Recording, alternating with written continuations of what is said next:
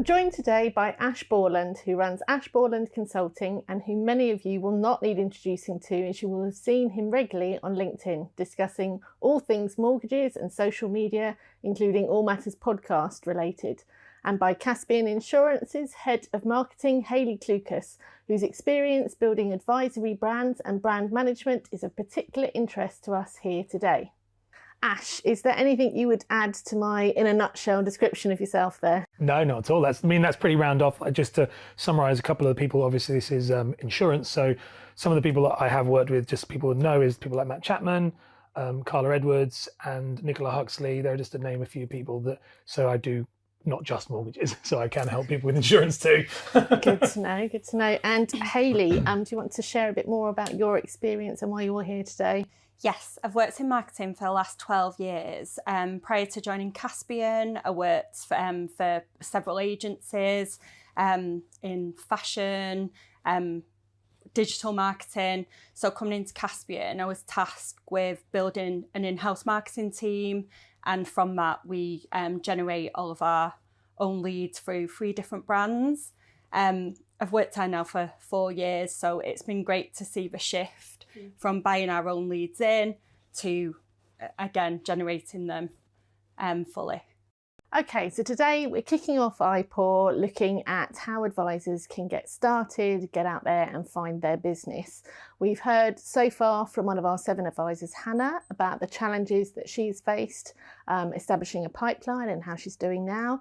We've also heard from another advisor, Kate, about how she works with an introducer and how she's going out into local firms to run lunch and learn sessions to raise her profile. But I think what we really need to talk about, and is the obvious thing for us to talk about today, is establishing a presence online. It feels like it's a necessity nowadays. I guess the first question for advisors watching us today is, do they set themselves up as a personal brand or a corporate brand when they're looking at online opportunities? And Hayley, I think, can we come to you first with your experience of setting up a corporate brand? Yes, of course. For me, with a corporate brand, you have a lot more, I feel you have a lot more creativity to be able to deliver that within the brand, your core values. If you look at what branding's about, it's about making connecting with your customer, making them feel good about their choice in brand, but also connecting with their emotions as well. Yeah. And I just feel creatively you can do so much more with a corporate brand. It will allow you to do that. Mm-hmm. And Ash, would you concur, or would you make the case for being a personal brand? Probably the complete other, which is really exciting actually to be on the panel, because I think it's going to be really lovely to have the 2 sides of it. So my speciality is building personal brands. That's literally all I do every single day. So for me, I'm a big believer of personal brand. However, I would say that it depends on the individual, depends on the company, depends on the advisor. If you're a one-man band advisor, or you're a local figure that you want to be generating leads and being known as that individual who only does insurance and they're the go-to person, personal brand is the easiest way to do that.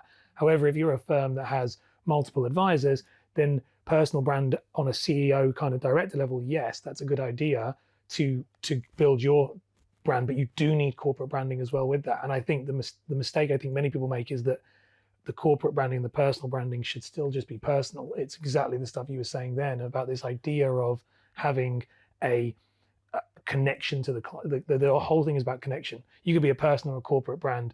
Doesn't make a difference if you're not actually connecting with the individual. And I think those words are thrown around too much. Yeah. But actually it's just about connection, and you can do that personal or corporate, in my opinion.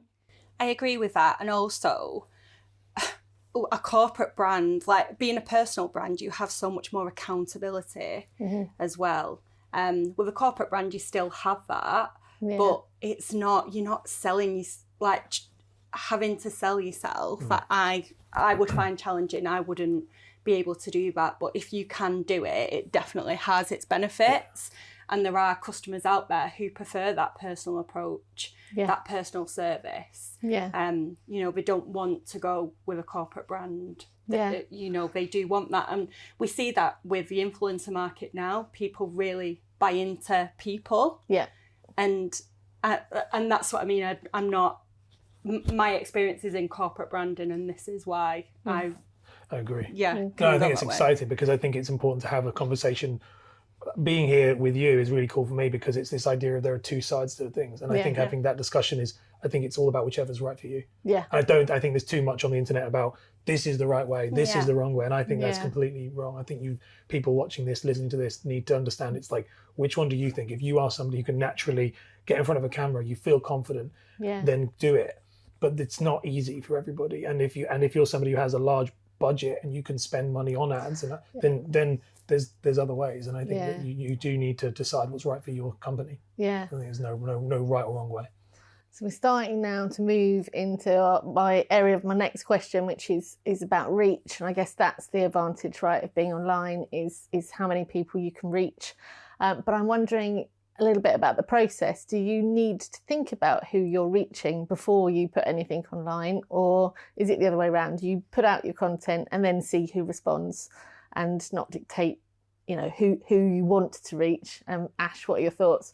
Again, so it'd be interesting to see either side with me and Hayley because it'll be different. Or it might not be. Without knowing who you're talking, especially from a personal brand perspective, because that's all I can talk to from this is from a personal brand perspective. If you don't know who you're talking to, you're like jumping on a ship and have no idea where you're going. It's going to waste a lot of time and a lot of effort and a lot of money because of setup and money you could be losing in regards to potential business. So that is a big mistake people make. And the big mistake they make with that is thinking everyone is my client. Yeah, it's not. If you're talking about, let's take IP, that could be broken down into multiple different facets of like, is it IP for a single person, IP for a family, is it IP for mental health, is it IP for like, potential other illnesses? That individual has a different motive. And I think the more granular you can get with that at the beginning, the easier you will win, like in my opinion and from my experience with clients for sure. Yeah. And Hayley, would you agree? Yeah, I agree with that. I don't make a decision unless it's backed by data. Before we launch a campaign, the first thing we'll do is who's our target audience. The way, if you're a small business or if you're just starting up, have a look at who your customers are. Who do you want your customers to be? Yeah. What are you trying to sell to them? There will be some data there. There'll be some starting point for you. And I would always emphasize data. And that's just how you grow in the direction that you want to. Yeah. I'd love to build on that because I think that's such a good point. And it's something that I literally hear this every single day. It's like, who do I target? Who do I work with?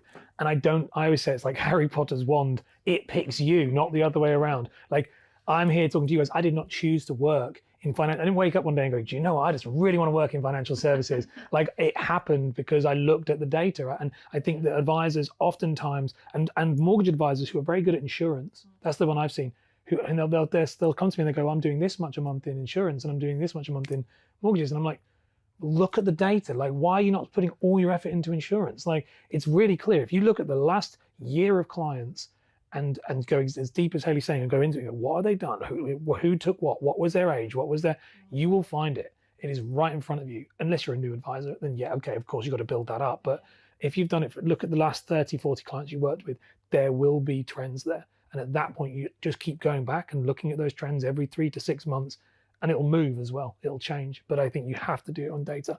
Don't pick a niche by going, doctors. Doctors would be great. They make a lot of money. That's what I hear a lot of people go. They'll go, I'm going to work with those. No, go with who you've got access to. Yeah, sure. So on this theme then of decisions, there's a multitude of platforms out there. We've got LinkedIn, Instagram, TikTok, Twitter, whatever it's called by the time this goes out.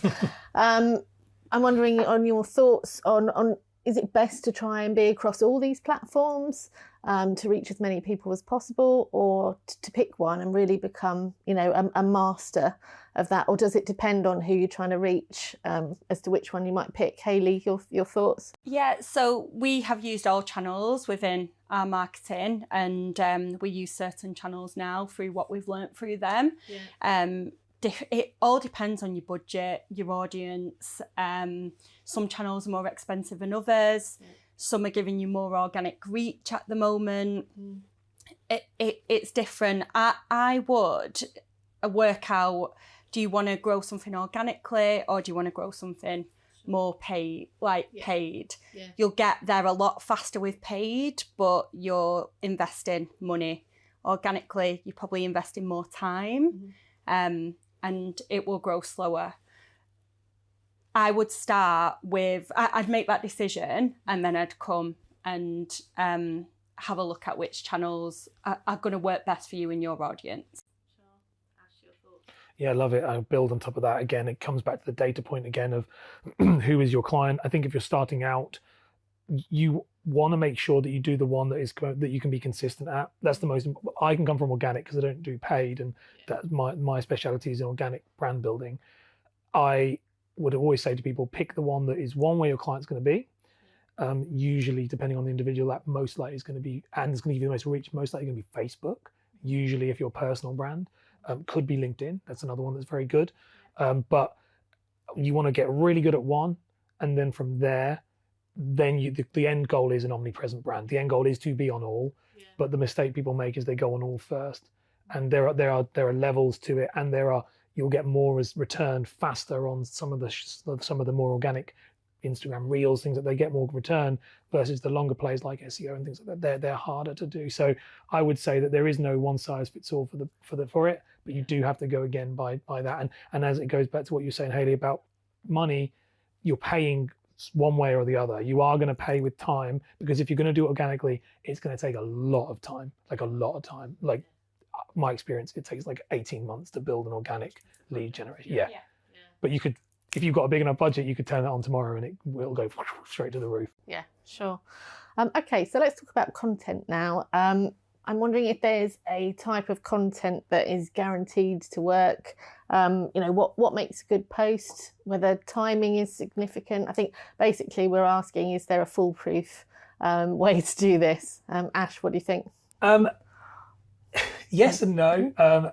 So from my experience, video is always the best way that I've worked with clients. Video is, again, from personal brand. If we're going down that way, I'll let Hayley talk about the more corporate side, because it will be different, I'm sure. But video is the thing. And the reason being is that video effectively clones yourself. So your goal, if you think those videos, the goal is to be trying to get people to see you, know, like, and trust you as fast as they possibly can. By making a video that's short, 1 minute, no longer than that, because you don't want to bore people. Yeah. But if you do a short video and you do that every day, in regards to timings, then you are cloning yourself over and over and over again, which means that over time you'll end up with more warm clients who actually want to know you and want to work with you. So video is the one. The problem with that is many people are scared of video. Yeah.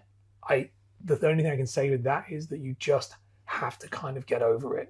I actually, joking aside, started off doing my career as a video coach, as a coaching people to get over it. It was called Camera Shy Creative. It lasted about a month, because it was like one session and then said, you just get over yourself, and then that was about it. There's not much else to say, but that is, from my experience of trying to build personal brand, text posts and stuff don't have the same connection.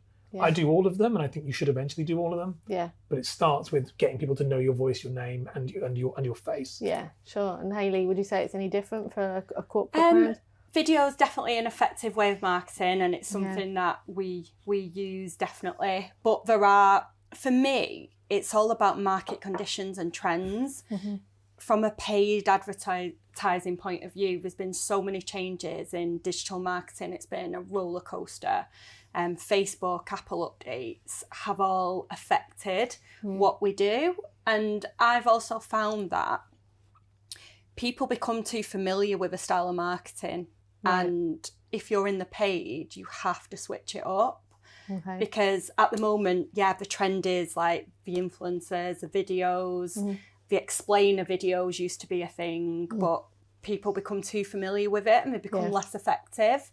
And so you've got to constantly reinvent the wheel. Right. So going back to saying, do you want to invest time or money?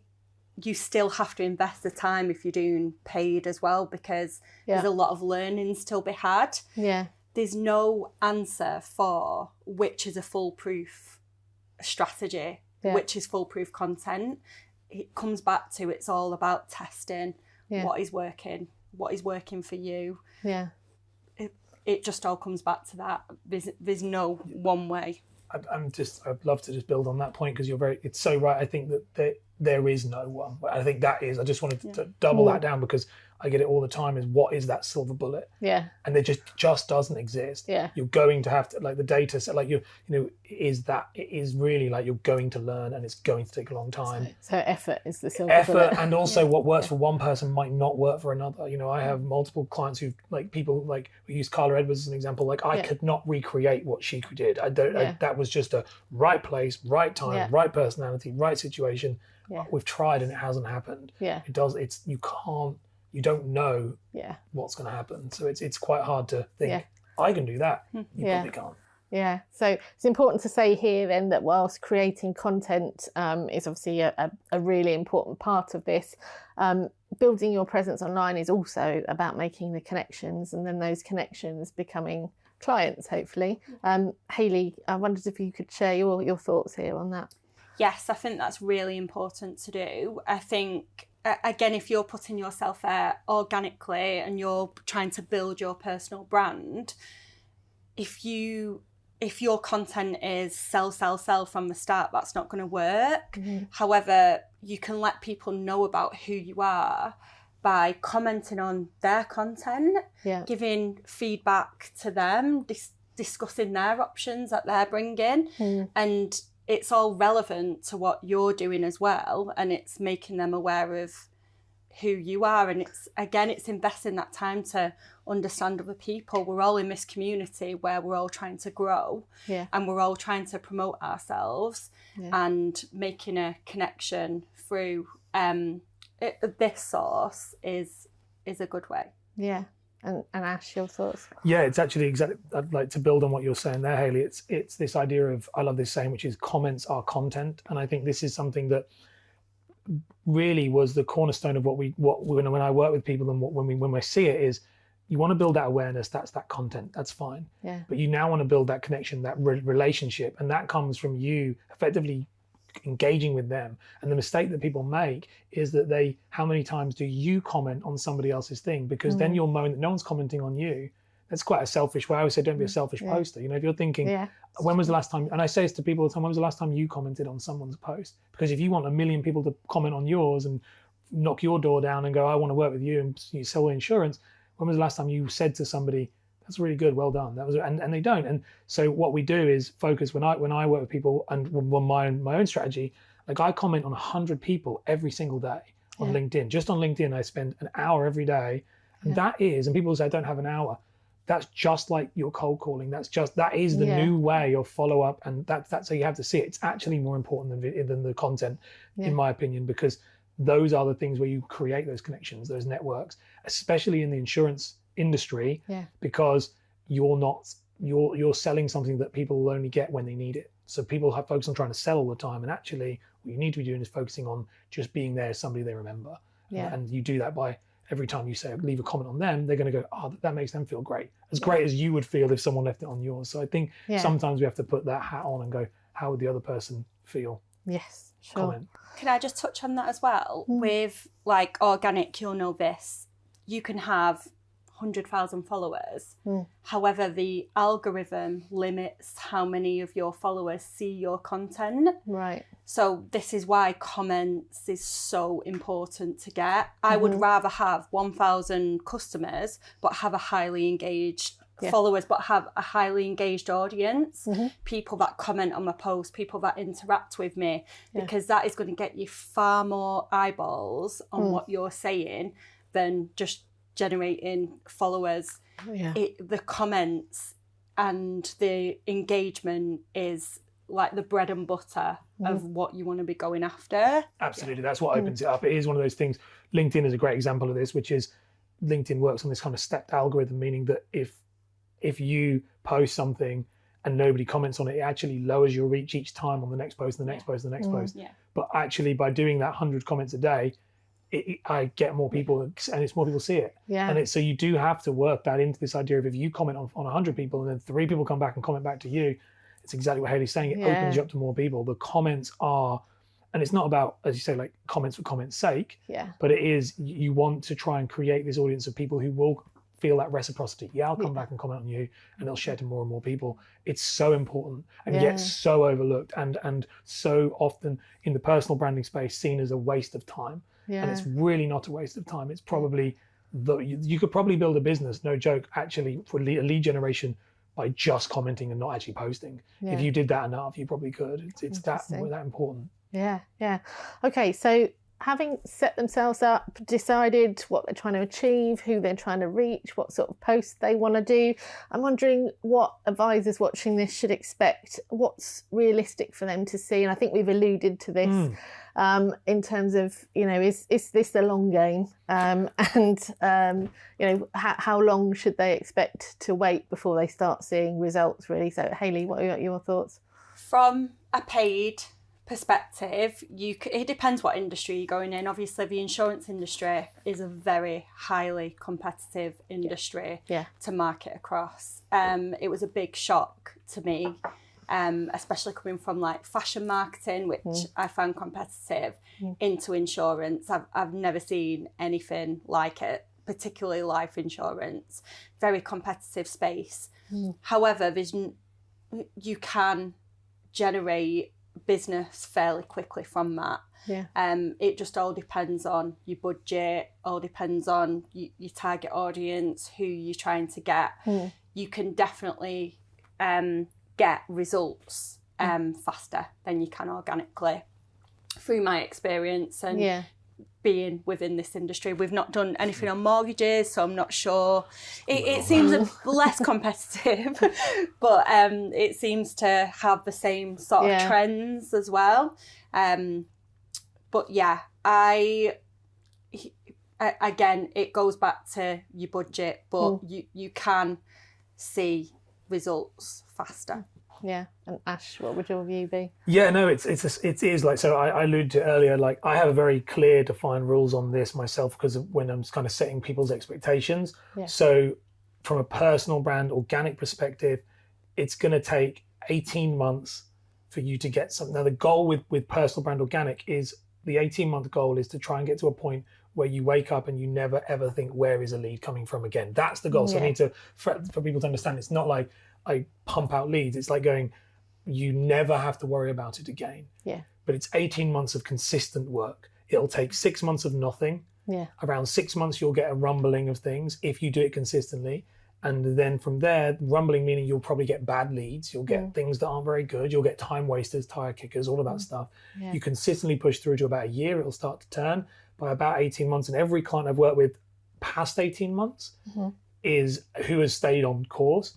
Is at that point where they just open their diary and it's full, and then their team are full, and it is that kind of predictable, but it does require a lot of work, and that's a lot of time to give with nothing happening. So oftentimes when I say to people with organic, you need to, like, I won't work with people who haven't got an already existing business. Like if you're like looking to try and go, this is the way I'm going to generate all my leads this way, you'll be out of business before it starts to bear fruit.